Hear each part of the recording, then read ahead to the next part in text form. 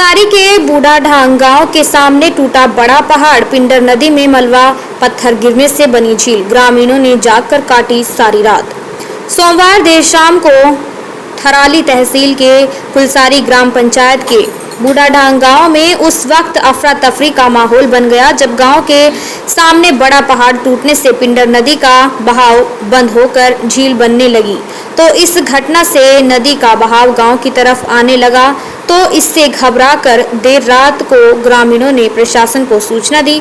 ग्रामीणों ने बताया कि नदी का बहाव गांव की तरफ आने के कारण उनकी कृषि भूमि पर खड़ी फसल भी नष्ट हो गई है। गनीमत रही कि बारिश ज्यादा तेज नहीं थी, जिस कारण पिंडर नदी में पानी कम ही था।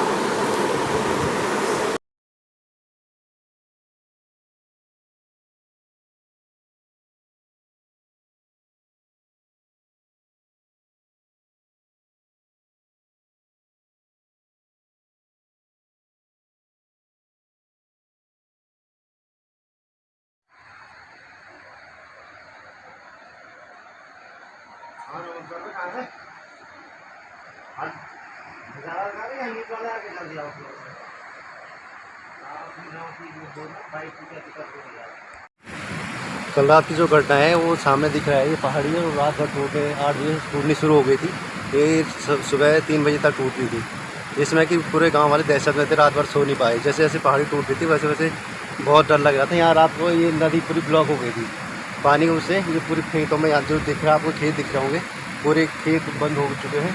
ये पूरी फसल ही नष्ट हो चुकी है हमारी। यहाँ झील बन गई थी जिससे पानी पूरे गाँव की तरफ फैल गया है। गाँव की तरफ फैलने से रात भर लोगों में दहशत का माहौल बना रहा। हाँ, प्रशासन को सूचना देने के बाद प्रशासन, एसडीएम, तहसीलदार रात को पहुँचे थे और साइट का मुआयना करने के बाद वो चले गए हैं। सुबह में कहा था उन्होंने कि हम सुबह आएंगे देखने के लिए। सबसे बड़ी बात तो ये है कि यहाँ पर जो ये गांव है हमारा बूढ़ाढांग, ये कुलसारी ग्राम सभा के अंतर्गत एक तूक है और यहाँ पर पहले से ही बरसात का मौसम में खतरा बना रहता है, क्योंकि नदी बिल्कुल नज़दीक है और कई बार शासन प्रशासन को कहा जाता है कि यहाँ पर चेक डैम का कार्य किया जाए, लेकिन बहुत कम मात्रा में यहाँ पर किया जाता है और कभी भी वो पूरा नहीं हो पाता है।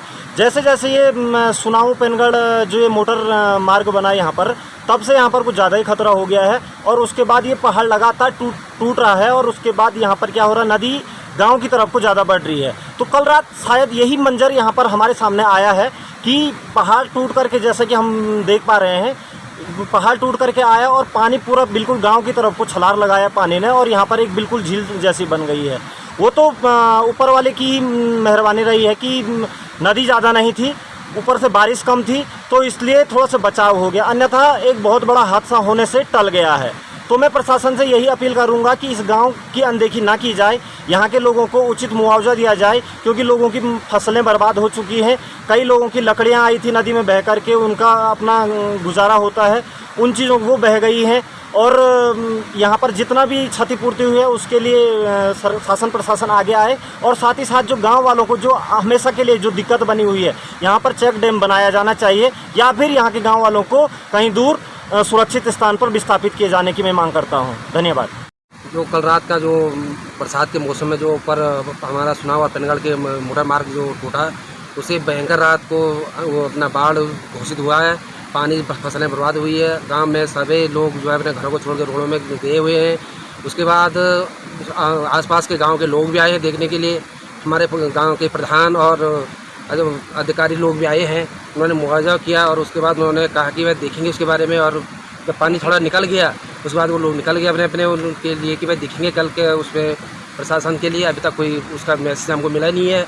ये जो अभी सामने भी टूट रहा है, अगर ये 15-20 मिनट के बीच में रहा, अगर ज़्यादा रहता तो हो सकता गांव के लिए भी खतरा हो सकता था। ठीक है जी। और उसके बाद अगर ऐसे ही रहा मौसम रहा तो ये गांव में रहना ही बड़ा मुश्किल है। अगर कोई प्रशासन इस गांव की कोई व्यवस्था कर सकता है कि कभी भी हो सकता है ये कि दिन में या रात में कभी भी हो सकता है। दिन में तो चलो लोग अपना इधर पितर रहेंगे, रात को 12-1 बजे के आसपास लोग कहाँ किसी के घर में घुसेंगे। यही प्रशासन से यही अनुरोध है कि अगर इसका जल्द से कोई गुजारिश हो सकता है कि गांव को बचाने के लिए या ये राहत या ये जो मोटर मार्ग बन रही है इसके लिए कोई सामग्री हो सकती है तो बहुत अतिथि होगा आप लोगों का। ये पहले से भी गिरता हुआ आ रहा था, जब से मोटर मार्ग चली तब से गिरता हुआ आ रहा है। जब भी बारिश हल्की फुल्की बारिश होती थी ये गिर जाता है। अमूमन ये आता रहता है, पर कल रात बहुत ही भयंकर रूप में ये आया, जिससे उसने पानी को ही ब्लॉक कर दिया, नदी को पूरा, और उसने सारी फसल का नुकसान कर दिया यहाँ गांव में, और गांव वाले पूरे रात सो नहीं पाए।